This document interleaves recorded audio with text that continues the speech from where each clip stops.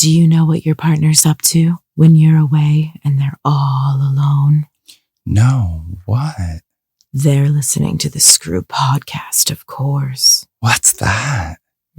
Sit back, relax, and listen. So you're an orgasm addict. You're an orgasm addict. Sneaking in the back door with dirty magazines. So your mother wants to know what all the stains on your jeans. So you're an orgasm addict. All you. It's all me. Welcome to the Screw podcast with Felicia Rose and A-Love. Hi, A-Love. Hey, how are ya?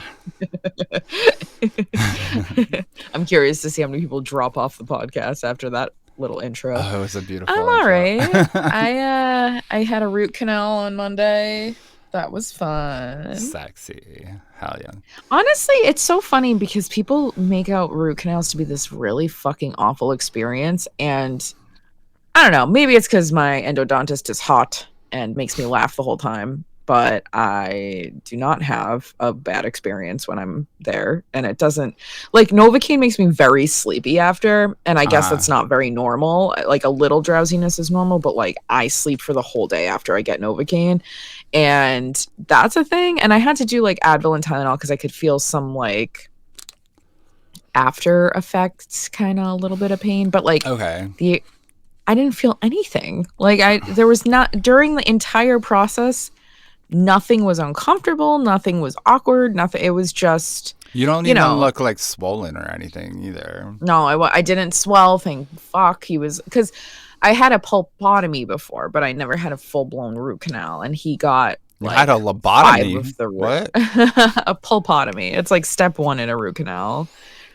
But like he actually went into the roots this time, and he's not done in that tooth, but like he's almost done. And yeah, it didn't bother me. It's the only thing that sucked, truly. The only awkward thing was that there were so many jokes that I wanted to make, and my mouth was I was completely, like, I had like the dental dam in there. I was wide open. I couldn't say a fucking word, so I had to remember all the jokes once he pulled all the shit out of my face. And that was the most uncomfortable part, was remembering the jokes. But yeah, I said, of course he got out of my mouth, and I was just like, normally when somebody stretches out my mouth and fish hooks me, they buy me dinner first. And he was like, haha, there's a cafeteria on site. Of course I have to be inappropriate when it comes to things like that. But he's like a jokester, so it worked. That's beautiful. And then I was like, ooh, can I take home these glasses? They give you like little goggles. I was like, can I take these home so I can film with them? He knew exactly what I was talking about. Like, he showed me a picture of his wife, and he was like, this is I got my family matching costumes, but I got her the OnlyFans version. Oh wow. I was like, he's funny. You're funny. He purposely schedules me at 9 a.m. on a Monday, so I'm his first person to deal with. You're the first like, mouth. I see him again. You're the first mouth. I'm the first mouth for him to enter. Yeah. So I see him again next Monday at 9 a.m. and Tuesday at 9 a.m. for more fun with root canals. But like, honestly, it has not bothered. The pain was so pre-root canal. Thanks for what? Being filthy at all times? No, but like, it's, man, like, please. I try to make friends everywhere I go. What can I say? For as whatever people are about dental, you would be surprised at how few of you all are going out to the dentist. I've seen the data. Yeah, that's true. I mean, listen, it took me 8 years to finally get back in the dentist's office, and it shows. Real. I have missing teeth. I have, broken teeth. So it's expensive. It's gross, and it's a pain in the ass. It is. It's a pain. Apparently, to some people, it didn't really feel like anything. But yeah, I'm glad that apparently Cuba has world class, like flawless, like brand new dental technologies. Like really, and if you're a tourist there, you can get like that work done either for free or next to nothing. It's like, really, that country is so far ahead of us in terms of like medical and dental. You can have your complaints, but they focus their shit on healthcare at the very least. So So you're telling me that we should go on a trip to Cuba so I can finish my dental work? Yeah. Yeah. I'm just not sure. Sweet. There were like relaxed rules, and then like Trump came into the office, and then there were not so relaxed rules, and then like I have no idea where it stands right now. It's like the first time that a Castro isn't in power. So they have this white boy Cuban who is like president or whatever. I forget what they call them. You end up, it's whoever's the head of like the Communist Party for that country, I believe. So it's like comrade so-and-so. Yeah, it's so weird that we live as a third world country when it comes to healthcare. It's just so interesting. It is. I mean, all week I've been reading, for class, just like because I'm taking this healthcare global and globalization class. So it's just like, obviously somewhat depressing / very informative like class, but every time you read something, a new thing, it's about how surprisingly low the US is for like a developed rich nation, like basically at the bottom of the list. So what can you do? It doesn't match like people's perceptions either. Like we think, oh, it's expensive, so it must be good. No, it's just expensive. No, it's just shitty. It's just shitty. Yeah. I will say I'm very lucky right now because I'm feeling more confident with my doctor choices, my dental choices. I'm feeling better about, and sometimes it's just a matter of having somebody, Sure. That's how hard it is in New York City, especially to even find a dentist or a doctor that has the time and like space for you. And, the fact is like my endodontist was booked out until I think December. Really? And he purposely squeezed me into like emergency spots that like normally, like I was an emergency walk-in because finally I couldn't take the pain anymore. So I was like, fuck it. Like right.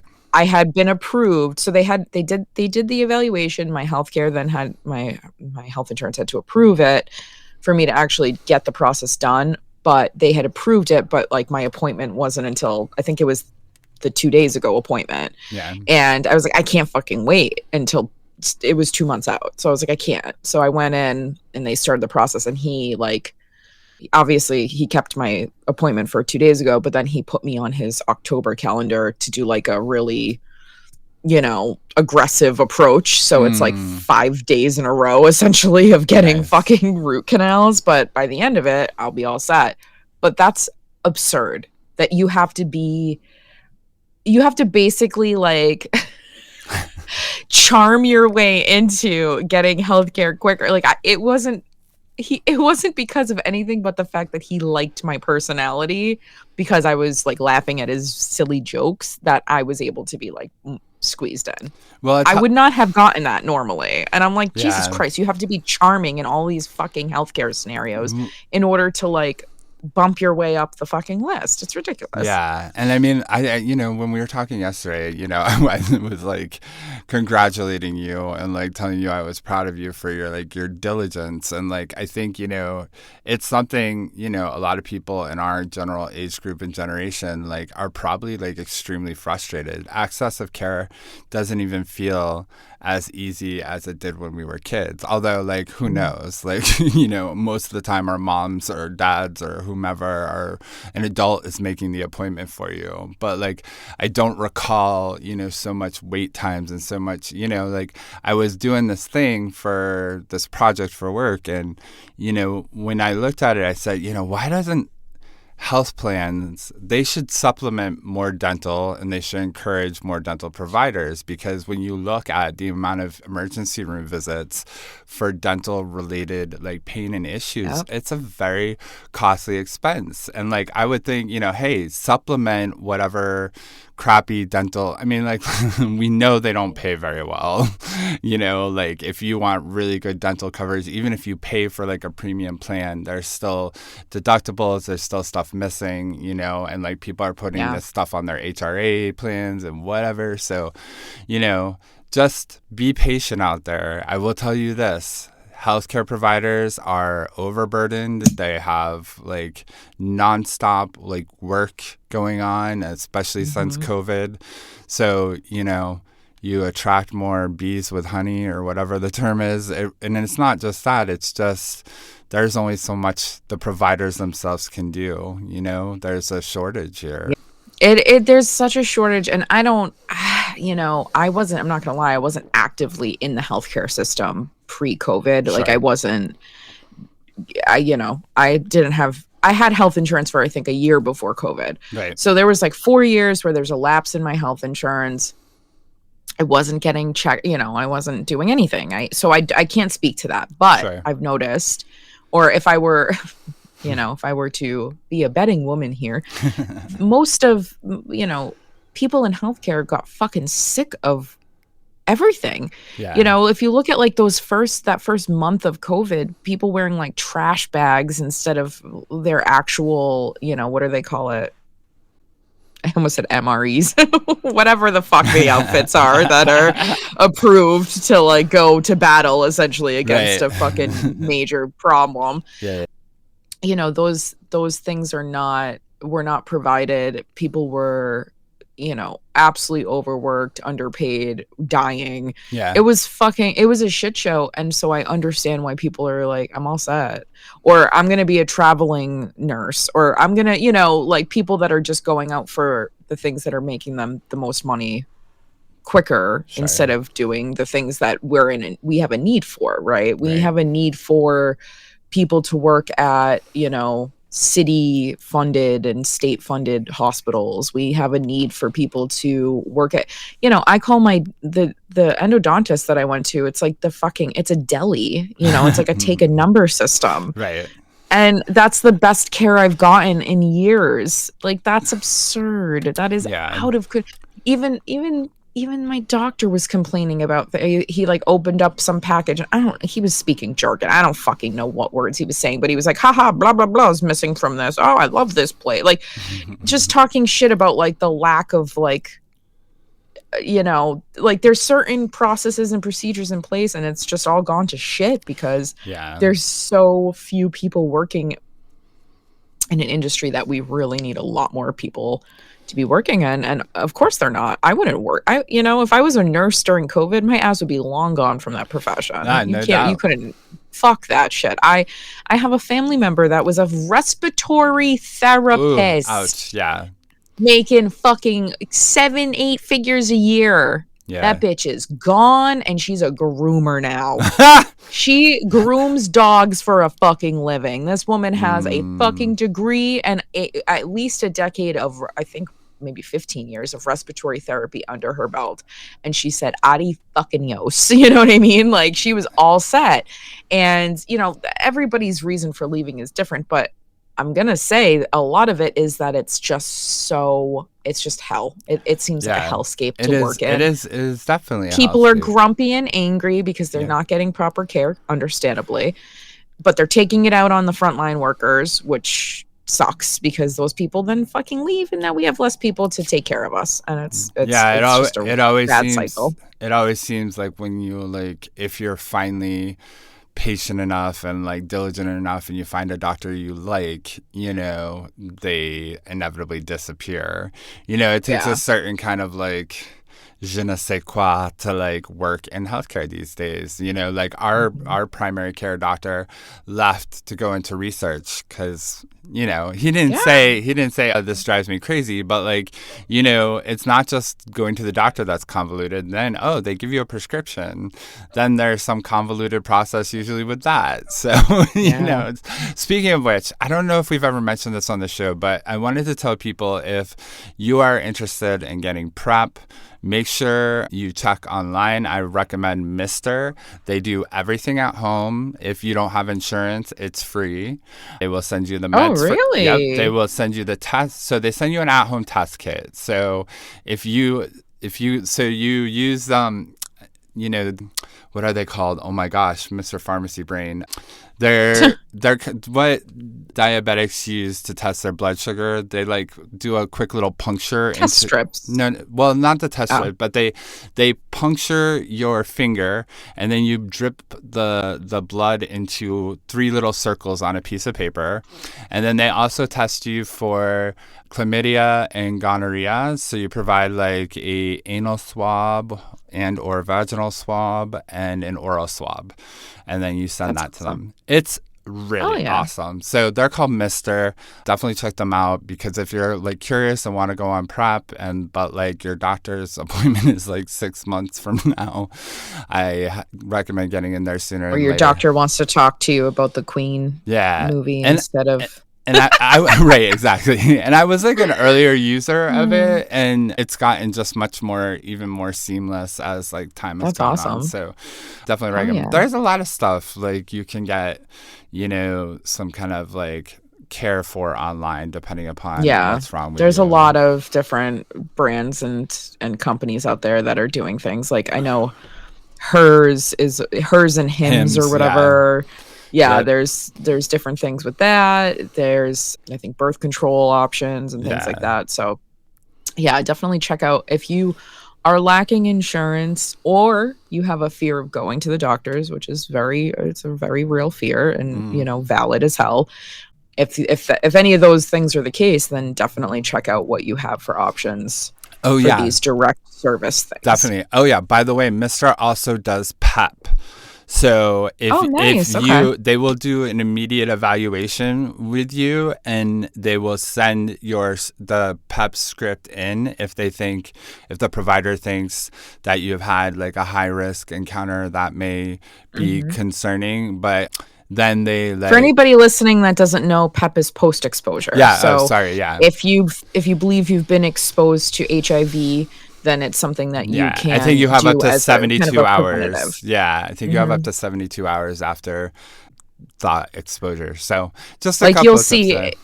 For reference, you probably have seen it in like TV shows where a doctor gets, hurt by the patient with HIV or whatever boogeyman nonsense, blah blah blah. But like the first order of business is that they take them away and they give them PEP essentially. So exactly. Just to put it in some context of something you'll understand what that means. Yeah. So there you have it. Some little. So happy October. Yeah. Happy October. Oh, shit, Go get your blood work, because what better time than during the month of our good Lord Dracula?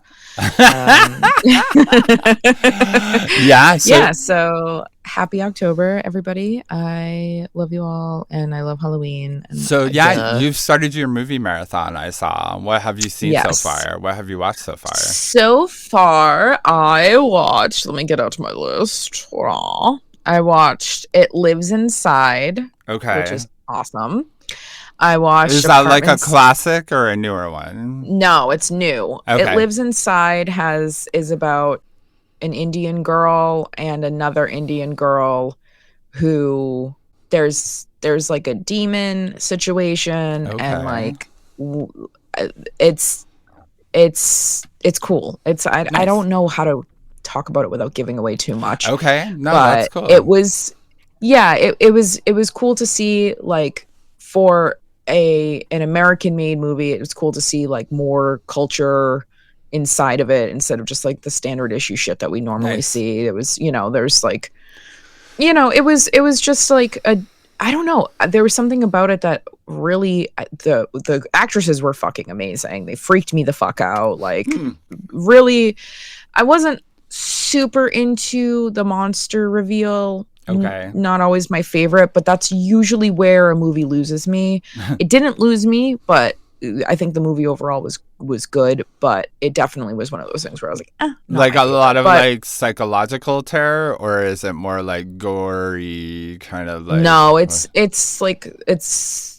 I don't know if psychological. I mean, there was a monster. Like, there's a monster. Okay. There's a possession element, a demon element, I should say. I can't handle those. But it wasn't. I I think you would be able to handle this, but the beginning was fucking scary. Like the beginning was creepy, and I liked that. You know what? I'm like an atheist who has like the worst like fear of like possession scenarios. I don't like. I finally saw Exorcist after like never seeing it. Like my mom, like it's her like favorite movie, and I finally like sucked it up, and it's pretty fucking scary. And like, you know, I watched all three. A little weird. I like the weird like kind of community of people who talk about these movies and what they mean. I always find that kind of fascinating. But, you know, I can handle monster movies pretty well, but I'm like, the demonic thing for some reason, like, fucking scares me. Like, I think it just goes back to that, like, idea of innate evil is like, whether it's Jeffrey Dahmer or a fucking demon, like it gives me the fucking creeps. So I get that. So I also watched Apartment 7A, which is technically a prequel to Rosemary's Baby. What? So they go over the story of, so in Rosemary's Baby, Rosemary is down in the basement and she meets Terry D'Onofrio, and Terry D'Onofrio is currently during Rosemary's Baby, she's currently a tenant with the Castavets. Okay. And so those are the evil people that go after Rosemary, essentially. Okay. They're like a little demon cult group, right? Yeah. And so what they did is they made a movie based on Terry's story. They gave her a backstory. Okay. And they kind of tied in a lot of the aspects of Rosemary's Baby into this by giving it like a nod or a wink or a whatever. So like essentially like the beginning of Rosemary, or I guess kind of the beginning of Rosemary's Baby, is where this movie ends. I thought they did a fucking phenomenal job. Nice. It didn't get high ratings and a lot of people put it down. I fucking loved it, and I am a Rosemary's Baby enthusiast, purist, like a big dork. Like that's always been in my top 5 forever and always. And I think they did a fucking phenomenal job with it, with the concept, the idea, what they showed, everything. I thought it was so fucking good. And if you are a Rosemary's Baby fan, I highly suggest it. Now, to what you were just talking about, I also watched Talk to Me. Talk to me. I think I saw something about bitch. When I fucking say movies do not do this to me anymore, this movie, I could not guess the next step. Is this the one with the guy? 99%. Does this have the famous guy in it? No. Okay, never mind. What famous guy? Well, there's so vague. Is it like Josh? Is this the one with the guy? Is it somebody like a Josh Lucas or something is also in a horror movie that's coming out or something? I don't know who Josh Lucas is. I don't know. They all look the same to me now, to be perfectly I know honest. Names are not. I'm not great with names. I don't lie. You could be like, is this the one with? He plays some like Leonardo DiCaprio, and I'd be like, I don't fucking know. Yeah, I don't know. It's somebody you wouldn't think of doing a horror movie playing like the bad guy in a horror movie. I just like. So there's no bad guy. Okay. This is a possession movie. Oh, good lord. And this one, if you want a freak out movie, this one would freak you the fuck out. It's good. I gave it a 9.7 out of fucking 10. And like even Rotten Tomatoes scored it high, and Rotten Tomatoes is so like stingy with their ratings. Right. So like I don't know why, but this movie spoke to me in like a way that newer horror movies do not do for me. Like there was no like spooky monster reveal because it was possession based. So it was like multiple dead people that were kind of appearing. And okay, I'll give you a small glimpse of the premise. There is this hand that it's like a statue, and it was given to these kids by like a psychic or whatever. And when they hold on to it and they say, "Talk to me," they see that what appears is a dead like a spirit, a dead person. in all of their dead person glory. So like if they got hit by a car, they look like they got hit by a car, you know? Oh, wow. And then they say another set of words that essentially means like enter me. I forget what the wording is, but it means like enter me. And for 90 seconds, they have to like time it. For 90 seconds, the spirit takes over them. And it's like, the idea is like, this is kind of like a teenage game. You know, remember being a teenager and like a Ouija board almost? Kind of, yeah. Okay. It's like you choke your friends to pass them out, to like pass out. No, like that was a thing we did. Yeah, I did. So that was a thing we did in like the 90s and 2000s is for funsies. It's giving me that same vibe of like, we're young and dumb and we're fucking with something that we shouldn't, but it's giving us a thrill because it feels cool. And for a brief moment, we're possessed by this entity. Okay. Well, obviously something goes wrong. Obviously. So I won't say more, but it is really fucking good. And the whole time my roommate and I, who we watch horror movies all October, well, we watch them all year, but we literally were like, oh my God, we like guess. We like to guess what the premise is, right? Like, okay, the ghost is going to be this, or like this is going to be the plot. And the entire fucking movie, we were wrong. Love that. I fucking love it. And then we ended the night with a classic with Joshy Jacks, Cursed, which is a Wes Craven, Kevin Williamson Is that film. the one from Dawson's Creek or something? Yeah. Okay. So this was like a 2005 classic. It's like a werewolf. It's goofy, it's silly, but it's also like just scary enough to still be a horror movie. Like, but it's definitely slightly comedic. Nice. Just like everything else Wes and Kevin have done together. Just put it that way. Like everything that they've done together has like a slight undertone of satire, and it was good. This was, I hadn't watched it in a while. I love that movie. So I think those are my 4 so far. I think that is the genre I handle best, the ones that relieve the tension for you for a second. A little campy, a little goofy. Yeah, these things that keep you like on the edge of like make you a virgin in the butthole again, like, because you're like clenching so tightly. I'm so exhausted by the end of those movies. I'm like, Talk to Me is one of those. Talk to Me. Okay. I think you would be like, oh my, I can't watch this. It's so good. I kind of think I even shut off the preview. I think the preview, like whatever streaming thing it was running on, I saw it like started like auto playing the preview, and I was like, oh hell no, escape. I'll say this, the only reason I did not give that movie a 10 out of 10, and I'm not even kidding, because I analyzed it last night. I'm like, why am I not giving this a 10 out of 10? It's because there is I guess technically 2 scenes in it that are so gory in a way that I did not need to see, and I think it would have been more effective if they had turned the camera and just shown the reactions of the people watching it. I think that would have been more effective, and if you've seen it, you'll know exactly what I'm talking about. But there's a kind of like a self-harm scene that was just too much. I didn't need it, and I'm a big fan of like less is more. A lot of the time, is that like, I don't like trauma-y like gore, or no? It looked real, and that's the problem. Even worse.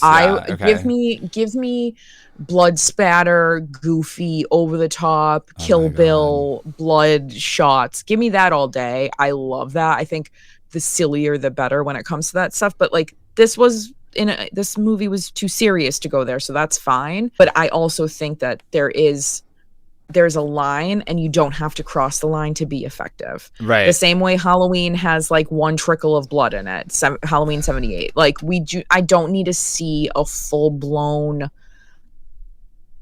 piece of a human get completely annihilated for me to understand that that's what just happened. Like I don't need it. And it's funny coming from such a big horror movie fanatic, but like I just don't do the gore again unless it's that trauma over the top nonsense. Like I just don't see the need for it. And I don't like it.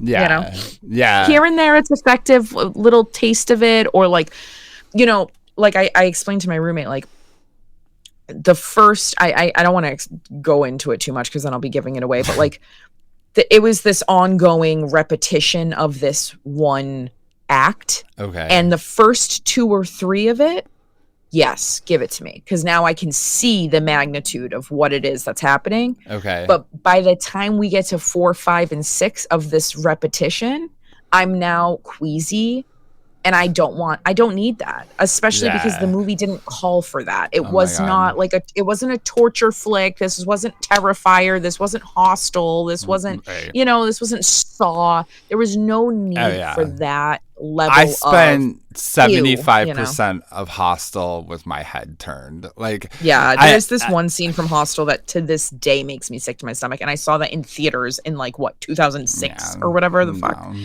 So that's a good sign that like there was absolutely fucking no need for that. I don't know. And I Ugh. don't know what it is. I think it is like anything when it's and like sure, it's a testament to being quote unquote well done, I suppose. But like I I I don't if they do it in a way where I can imagine it happening to me, like or like Yeah. I just Mhm. that's why I Yeah, can't if watch. I can feel it, Yeah. like okay, I got a migraine after the scene Oh my God. because the trauma was related to the head. And I got a That's fucking migraine to the point where I literally was like, I have to take medicine. It was that fucking, I That's was horrible. just so, yeah, like, and again, if this scene, if they had just switched the camera angle to the people watching and like went from like shock and horror to like absolute, like you could see disgust in their face instead of us seeing the disgusting scene, that would have been far more effective for me. Yeah. Because then we can see the aftermath, right? We can see the person later on. Like it didn't need to be there. It was like 2 shots too long in that scene, and it took away a couple points for me because of that. So like, all these genres. Wait, so just 4. Wait, so when it's October 2nd, and I've watched 4 so far. did you watch like a couple after midnight, or did you start on the 1st, or did you start on the 30th? The 30th. Oh, Yeah, okay. You gotta start early. But I usually watch 2 a night if I'm not too tired. So I mean, it's so interesting, and like I have never thought. I mean, until maybe I met you and like probably got older, I had not seen necessarily the artistic value. I don't know how to say it, but I'll use this as an example. So recently I watched a movie from Brazil, and I can't think of the name of it right now, but it's from it was from the 60s, like the late 60s, right? And so like Brazil had just gotten taken over by a military dictatorship, military coup. And so there was this movement in cinema that was like, I don't know if you want to call it like counterculture. I think it's Nuevo Cinema or something like that. And it was like really about, how do we make these films that are kind of veiled with like political protest. So they did this film kind of about cannibals, but it's from this book that was also about like a cannibalistic kind of bad guy. And in this film, they're like using this bad guy as like a really rich man who is, exploiting people and all this like stuff. But then it's like, it's kind of horrific, but you kind of saw the idea of the horror being a little bit political and a little, having these kind of secondary meanings to it. Well, all horror is a, what's the word I'm looking for? It's commentary on Sure. society. Mm-hmm. All horror. Like there's not a single horror movie where I'm like, there's no societal kind of inspection here going on. Like all of Sure. it is. And what horror does is it takes your fears, society fear. It could be something as simple as like satanic panic, and all of a sudden Sure. like there's a satanic cult movie coming out. Like Sure. The Craft came out during satanic panic, for example. A lot of that That's right. stuff is commentary on what's going on in society. And like okay, right now I'm wearing a Chud shirt, cannibalistic humanoid underground dwellers, and it's literally commentary about like how we treat our homeless population, essentially. So it's something that I think sometimes it's hard to see the value when you're looking at, say, you know, something that's so gory or something that's so, but even like Hostel, which is extremely gory, it's literally about human trafficking. Sure, yeah. It's just that the totally. reasoning for the trafficking is for torture purposes instead of for sexual gratification. Right. So it's so, and typically torture is tied to sex anyways, but you know what I'm saying? Like there's even some of like the grossest or the weirdest or the stuff where we're like, what value did this bring? It's like, well, it does have commentary behind it. It is having some kind of conversation about the way that our world is awry, like how it's going awry, if you will. For sure. The most recent thing that I saw that was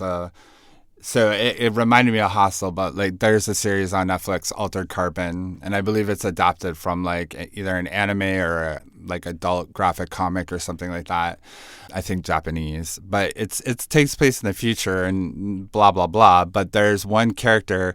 There are these like elite characters, and they've figured out how to just kind of keep uploading their consciousness into new bodies. So that kind of and it's very expensive to like do this. So there's some of them that have been like alive for like 800 years or something, and so it proposes the question of like their satiation levels with things like sex.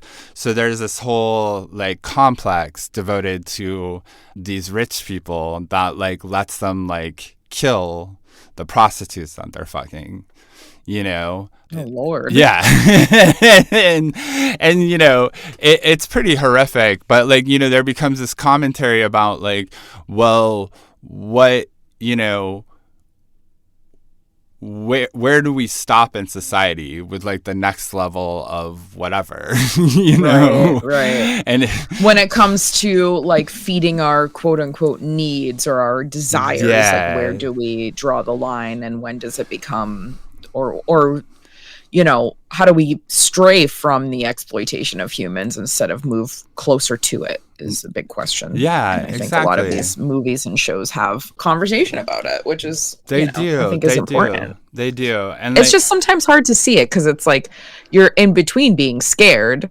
It's hard to like wrap your brain around the what does this mean? How does this, the like greater like, you know, how does this reflect onto us as a society, right? Yeah, no, for sure. And I mean, I think there are some things that I felt like, you know, when I finally saw Texas Chainsaw Massacre, you know, which apparently my parents saw while they were like pregnant with me or whatever, which I found like kind of fascinating. That's beautiful. I love it.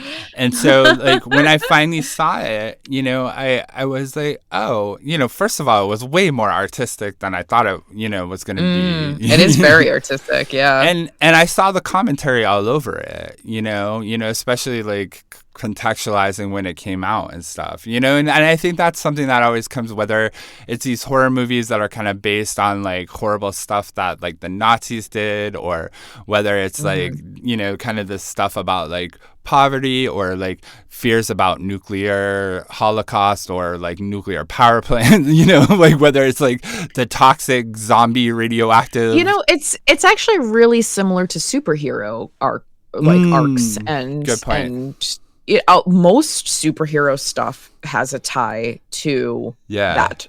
You know, there's absolutely there is always some monster like looking to like destroy somebody, you know. Yeah, and there's always like a villain, you know, like how does the villain become the villain, and the villain origin story, and that's typically something in society that fucked with them, whether it's a chemical spill or a Nazi Holocaust scenario. Like there's literally like those are.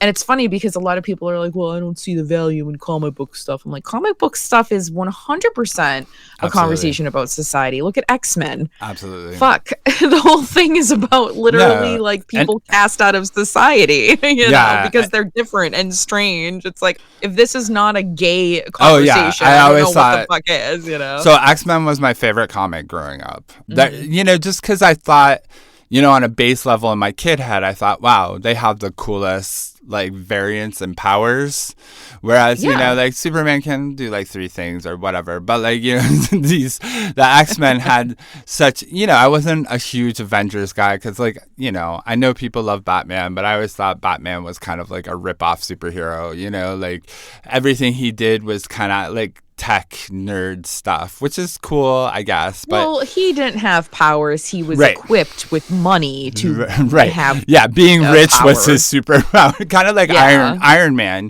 Iron Man's, power is being rich as well. Like if you're doing like Marvel versus DC, like there's certainly like these overlaps. And I was a super comic book nerd for years, and I've seen the majority of these movies for sure. But I always loved X-Men, and I always loved Daredevil, because I also thought as I got older, I thought Wasn't Daredevil an X-Men? Or no? No, I don't think he was. I mean, he's Marvel as well, but I don't think he. He overlaps in that universe. I'm not up on my nerdery as much as I should. He's be. like a toxic radioactive spill thing, I think, too, in his he went blind origin from story. from a spill. Yeah, and I thought they were very dark storylines for the most part. You know what I mean? And like as I became a teenager, like I super like appreciated that and started actually seeing, like, especially for X-Men, that queer context over and over again. I was like, oh wow, there's so much in this. I even got emotional when the movies came out, because I was like, oh my god, some of the monologues, whether it's Magneto's like monologues are kind of the most, played by a queer actor, were the most compelling. It's like he's making this argument for like revolting against the quote unquote humans, because like, why do you want to be a part of a club that doesn't accept you? True. Yeah. Have you seen the Daredevil movies? I mean, not the Daredevil, the Deadpool movies. They have been on my, because I do want to see Wolverine and Daredevil. Yeah, because it's so good. It's so good. So I actually went through and all of the X-Men movies I hadn't seen. Okay. That I really needed to see in order to. Listen, you can watch Deadpool and have absolutely fucking no idea of any of the universe, and you'll still enjoy it. It's not that kind of movie. Those kind of movies, like, you can absolutely go in completely blind and still enjoy it. However, I will say that all of the homework I did leading up to seeing that, especially Deadpool versus Wolverine, I did not regret doing. Because I learned so much about the universe. I learned Wolverine's story in general was really like, it helps that it was Hugh Jackman, because I have always wanted to fuck Hugh Jackman, so like fine. But like, no, seriously, ever since that swordfish fucking scene where the girl's giving him the blowjob, and I know that's problematic to begin with, because it doesn't really seem like there's consent involved there, but like, that was just such a hot scene to see at like 16 years old, and like, I'll never come back from that. God, that was the thing. Anyway, so I've always had a crush on him, so seeing all of those movies, like, it definitely helped me understand what the fuck I was going into. Nice. But Deadpool versus Wolverine is so good. Like, I've seen all three, and that one is my favorite, hands down. It's fucking phenomenal. So yeah, that's awesome. Yeah. I definitely do want to see, and I liked Deadpool in comic version as well, although I think many times the sarcasm that is like written into the character, I didn't always understand. Comics can be tricky, like, Well, yeah, because you're reading it and you're like, I don't know what tone I'm reading it in. Exactly. Yeah. Like, you don't always get the tenor of like the character, but I do like Ryan Reynolds. I didn't like the Green Lantern films, but I don't think that was his fault. Sometimes there's like bad scripts. I would love to see the Green Lantern films redone. Green Lantern was like my second favorite comic to pick up. Really? Oh yeah. Because Green Lantern had like this alien like vibe to it, but like a broader, I don't know. I just found I found it very interesting, and there always seemed to be almost no limit to like the power that ring provided, even though like it's kind of like a Lord of the Ringsy kind of rip off, but I love it, and I've been watching the like latest Rings of Power thing, because like, here's the thing, and I know people are gonna relate to this. There is a huge like surge of sci-fi and fantasy, and you gotta be able to understand it's because of like the world. There's only so much Sons of Anarchy, which I also finally started watching after all these years. Oh, And, really? oh yeah, I know you recommended it like 100 years ago, and I was like, let's check this out. It's fantastic, but It's also so stupid, but it's like I mean, sure. it's like a piece of U.S. culture history that I feel like Well, you need. so I have an uncle. That way back in like the late 70s, early 80s, was pledging to be a Hell's Angel. He never completed his pledge. Like, he had agreed to do it, and then he ended up like freaking out and taking off. But like, you hear a lot of the stories about, kind of the alternative economies some of these biker gangs are like running through, but like also how much they had these codes and these credos, to live by. And some of them are like socialist, anarchist kind of ideas, Yeah. But I personally would not fuck with any of the people in those weird parts of California because they are fucking scary, hate the government, get the fuck off my land kind of people. I'm good. But anyways, so this like surge of like fantasy or whatever, like The Witcher, I blew through that series in like 2 seconds. I don't know why. I think I developed a crush on this one female character, Yennefer. She's just, I don't know what it was about her. She had just these like really good, captivating, up close scenes. And for like fantasy, you don't expect always to be moved. Like, you'll watch it and be entertained. But there were times, and it's very queer. Like, there's queer characters, there's like, all sorts of stuff going on. So it's like really very white, obviously, it would be my only critique, because it's like about this like kind of Scottish or whatever Celtic or like folklore, or, so it's kind of, I guess hard to do that when those aren't the people doing it. But anyway, a lot of these shows are trying to get better about representation, and Lord of the Rings is definitely trying to, you see these things. I'd say Game of Thrones has never been very good at it, but you want to tap out of like all the serious shit. Like, for a while we were watching, because we had watched, I finally after all these years watched all the Breaking Bad movies since I was moving to New Mexico. Might as well like That's funny. Bad idea probably. But then, started watching Better Call Saul, and like the show started bumming me out, and I was like, hey, why is this show bumming? Because it's like, you don't like to see people go through this kind of like, they're trying to be a good person and they just keep failing until they finally give up. And I feel like so much about some of those shows feels like that. You're like, why? Don't give up. Be a good person. And whatever that means. But, like, I'm not, hey, you got to hustle. You got to hustle. And that's not even what I'm talking about. I'm just talking about when you like disregard the people around you that you care about to do something very self-serving, right.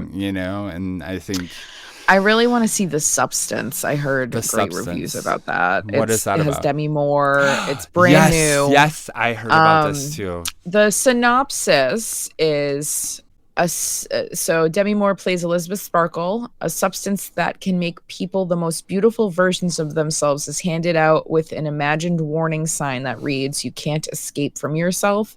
I heard it's really gory. Wow. But it could be gory done right. And so I'm willing to give it a shot. I mean, listen, I like horror. There's going to be gore. It's just, sure. I like to judge the gore based on a series of things. Like, did it need to go there? Right. Could it have been done differently? Now, sure. I do agree some gore cannot be done differently, but the same way I don't need a rape scene to be the most fucking vivid scene in the world for it to be impactful. Yeah. I don't need a gore scene to be the most vivid thing in the world for it to be impactful. Yeah. Now, if your whole fucking movie depends on something like that, then yes, you probably in a way need to show the gory, if you will, details, right? If I just think about things like Last House on the Left or Irreversible or Spit on Your Grave, and there's really not necessarily a need for the level of violence shown in those rape scenes, for example. I don't. However, in order for you to want this revenge enacted on these people in that way, then yes, you're going to need to show some of it. I just think that there's a line and a level, and I don't necessarily know if you need to go there on that fucking level. So I will judge it. Now, this got a high score on Rotten Tomatoes as well. So there's a good but I heard people were literally walking out of the movie theaters because it was so gory. So we'll see. I don't know. Interesting. But that was in the UK, and I don't think the UK is as desensitized to gore as we are here. They might not be. But I cover my eyes for certain gory scenes because I don't need. I get grossed out. I don't need to see the gross. If something's gonna make me go, ugh, I don't need to see it. No, I'm totally with you on that. Yeah. Is it I was trying to think when you brought up like brutal rape scenes. I think it was like the girl with the dragon tattoo. Is that maybe that's also fucking rough. That really rough. had one of the most, and I was watching that at the time with my boyfriend's mother. And I was like, I cannot believe we're watching this movie, right? Like, so like, I'm trying not to like look over at her, but I'm like, can't even couldn't even watch the whole thing. I was like, this is too intense, you know? And I remember because my mom, when I was a kid, took me to go see The Accused with Jodie Foster, and That's a rough one. Covered my eyes like. During that I was way too scene. I shouldn't have even gone to the movie. It's not like I understood the fucking movie, like, you know, but like, and I didn't understand the context of having my eyes covered either, but I know they were covered for a long time. And I was like, what the fuck? And that's like the crux of the fucking movie. Yeah, you know, like that's like half, like 90% of the plot is that scene, technically. Like, why? Now, again, you can include these are things that happen in the world, and including them does not cheapen your movie. However, there are ways to include them that do not completely traumatize the audience, even an audience that doesn't necessarily have that trauma. And, you know, I'm on the fence about how much should we see versus how much should we leave to the imagination. But there's a fine line for me. And with rape, with gore, with anything traumatic like that, I think that it does serve a purpose and it's important to add in where it's needed. But I also, again, I think that you can, maybe the irreversible scene could have been 6 minutes instead of 9.5. You know what I mean? Like, it's just a fucking brutally long scene. And it's, you know, if you translate what he's saying to her, that's even worse, you know. And a lot of people don't put on the subtitles in translation so that they don't actually know what the fuck he's mumbling to her. But like, my God, you know? Yeah. I mean, absolutely fucking brutal. I think it does speak again to the, like, kind of, I'm going to call it the myth of the satiation level. Like, while I certainly appreciate, like, the idea of desensitizing, I also think that, like, it's kind of an active process a little bit more than, like, a completely, you know, involuntary process. I mean, I think we expose ourselves and we process it, and, you know, maybe you could, you know, say, hey, I can handle this. And, you know, like, I'm thinking of, like, the one-ups in movies. Like, movies by far seem like they have gotten consistently more either scary or gorier or whatever, right? I love this, like, comparison because I'm thinking the same thing with sex. Like, the satiation kind of conversation that goes with sex is, like, you need something, like, rougher or kinkier or this or that. And it's kind of like, need is not necessarily the case. You know, I think we train our brains to engage in it a little bit. Look, I'm like, this would be something that, like, prove me wrong, debate me on it. Like, you know, I don't know. I think, you know, certainly we cut these neural pathways in our brain for all sorts of things, but, you know, also when we can uncut them, so to speak, with, like, by, like, less exposure or whatever. I don't know. I'm just being like, I worry as well about, like, the unnecessary, you know, like The Accused. I think you need now that I've seen it when I'm older, you do need a really intense scene for the kind of point the film is trying to make. Absolutely. And It's not done exploitively. There's certainly nothing about that Right. scene unless you Right. are like super creepy. That is like hot, you know? And Well, and that's the biggest thing is like I think of it as like you know, if you see a movie like that or like Irreversible or Last House on the Left, when you are in your like formative years, yeah. that can fuck with your head. You know what I mean? Oh, yeah. Like you're No, totally. you're turning something that's supposed to be absolutely disgusting into some is like sexualizing it, right? So it's like, you know, I mean, we're now finding the out rapists that have something to beat off to. It's fucking weird. It's just weird. Social media is like severely affecting young people's brains. Like, imagine what these things are doing, you know? Yeah, exactly. Yeah. I just think, like you said, like, yeah, of course, in The Accused, that scene needed to happen. I'm not saying the scenes don't need to happen. I'm just saying, like, no, but it's to your point earlier. How like, much do I have to watch? Yeah, of it, yeah. You know, exactly. No, it's true. It's true. Wow. All right. This is one thing I want to say I know this is a completely the movie like, not screw. really screw. Yeah, the movie screw. But one thing we should come back with for one of the episodes in October is some of our favorite sex scenes from horror movies. If you could come up with like a couple. Yeah, because I think some of the hottest sex scenes out there are in horror movies, because what's better than giving you a boner before you chop off a girl's head or whatever the fuck. For sure. I'm gonna definitely have to think about that. That's a great assignment. Okay, yeah, I'll do it. I accept the task. Beautiful. Well, I am excited that it's your month. I can't wait to do more Halloween related episodes. No,